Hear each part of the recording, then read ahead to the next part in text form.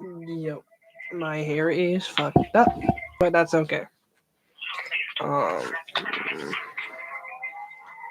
so I'm gonna be reading this because to be real and to be straight, to be real and to be straight with literally all of you guys or the zero people in here right now.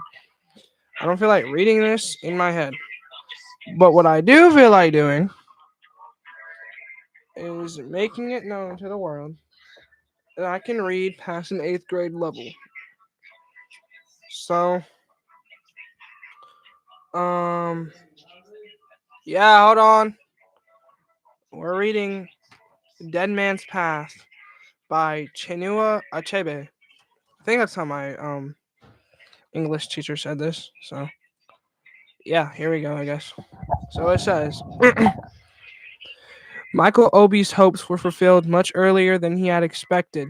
He was appointed headmaster of a new name uh, of Doom Central School in January 1949. It had always been an unprogressive school, so the mission authorities decided to send a young and energetic man to run it. Obi accepted this responsibility with enthusiasm. He had many wonderful ideas, and this was an opportunity to put them into practice. He had sound second or yeah, he had sound secondary school education, which designated him a pivotal teacher, quote unquote, in the official records and set him apart from the other headmasters in the missions field. He was outspoken in his accommodation of the narrow views of these older and often less educated ones. We shall make a good job of it, shan't we? He asked his young wife when they first heard the joyful news of his promotion. We shall do our best, she replied. We shall have such beautiful gardens, and everything will be just modern and delightful. In their 2 years of married life, she had become completely infected by his passion for modern methods, quote unquote, and his uh, denigration of these old and superannuated people in the teaching field, who would be better employed as traders in the Onisha market. She began to see herself already as the admired wife of the young headmaster, the queen of the school. This is what we got so far. The wives of the other teachers would envy her position. She would set the fashion in everything. Then, suddenly, it occurred to her that there might not be other wives. Wavering between hope and fear, she asked her husband, looking anxiously at him, all our colleagues are young and unmarried, he said with enthusiasm, which for once she did not share. Which is a good thing, he continued. Why? Finna find out why. Why? They will give why? They will give all their time and energy to the school. Nancy was downcast. For a few moments she became skeptical about the new school, but it was only for a few minutes. Her little personal misfortune could not blind her to her husband's happy prospects. She looked at him as he sat folded up in a chair. He was stoop shouldered and looked frail, but he sometimes surprised people with sudden bursts of physical energy. In his present posture, however, all his bodily strength seemed to have retired behind his deep set eyes, giving them an extraordinary power of penetration. He was only 26, but looked 30 or more. On the whole, he was not unhandsome. So he's 36 or no, my bad. He's 26, but he looks 30, but he's not ugly is what they're saying. Keep that in mind. Um a penny for your thoughts, Mike, said Nancy after a while, imitating the woman's magazine she read. I was thinking what a grand opportunity we've got at least at last to show these people how a school should be run. Uh, Doom School was backward in every sense of the word. Mr. Obi put his whole life into the work, and his wife hers too. He had two aims. A high standard of teaching was insisted upon, and the school compound was to be turned into a place of beauty. Nancy's dream gardens came to life with the coming of the rains and blossomed Beautiful hibiscus and alamanda hedges in brilliant red and yellow marked out the carefully tended school compound from the rank neighborhood bushes. One evening, as Obi was admiring his work, he was scandalized to see an old woman from the village hobble right across the compound through a marigold flower bed in the hedges.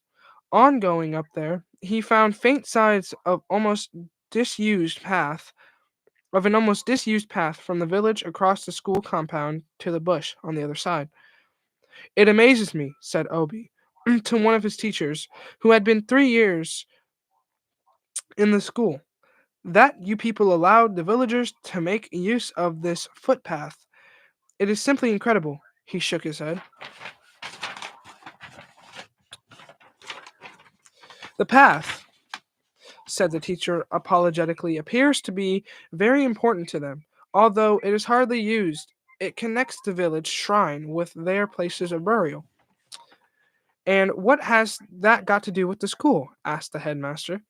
Well, I don't know, replied the other with a shrug of the shoulders, but I remember there was a big row some time ago when we attempted to close it.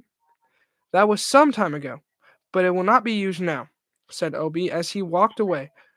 What will the government education officer think of this when he comes to inspect the school next week? The villagers might, for all I know, decide to use the schoolroom for a pagan ritual during the inspection. Heavy sticks were planted closely across the path at two places where it entered and left the school premises. These were further strengthened with barbed wire.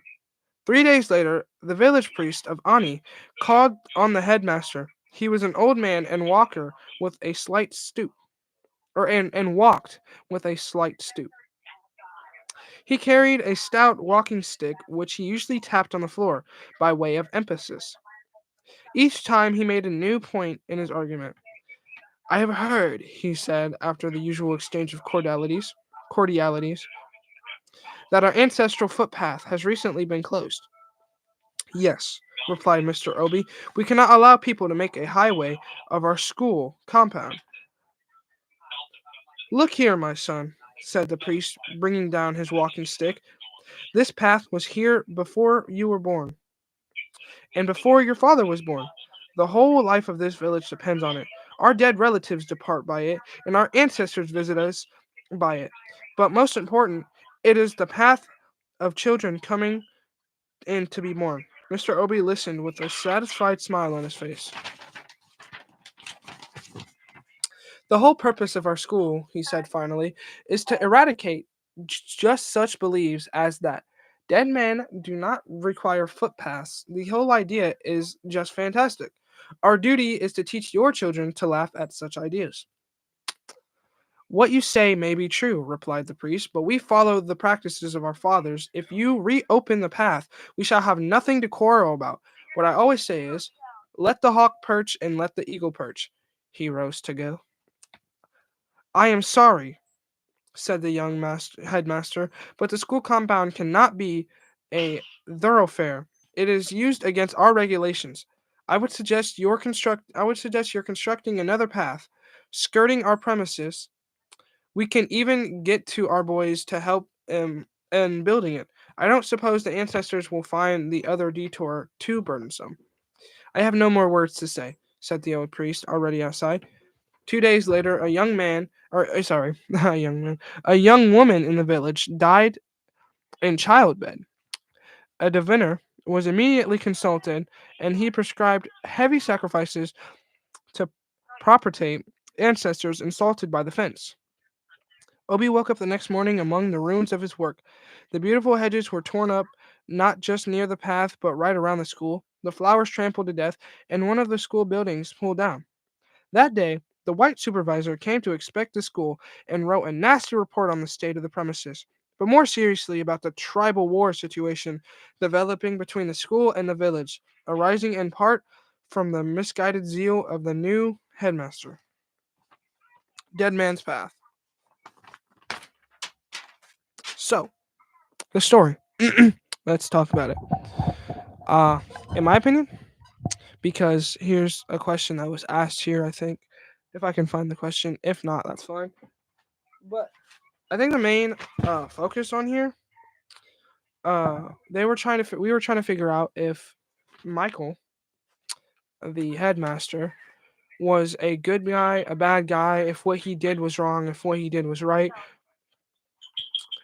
I want to say that what he did um was wrong, and here's the main reason, because there are traditions, there are there's some things set in stone to certain, I want to say, environments, areas. There are definitely some conditions that are there, and mainly I think the main focus was to, like, Michael closed the path to the for to the school, and clearly some karma came into play, because at the end of the story he literally, I mean, everything was destroyed, his flowers, everything, everything, in a sense, the roots, the flowers, the hedges, all that. So what he did was wrong. I feel like, yes, he was trying to contribute. Yes, he was trying to do things in different ways so that, at the end of the day, no fighting was happening. But it clearly didn't work. And he clearly just, that's karma. Karma. All right, that's all.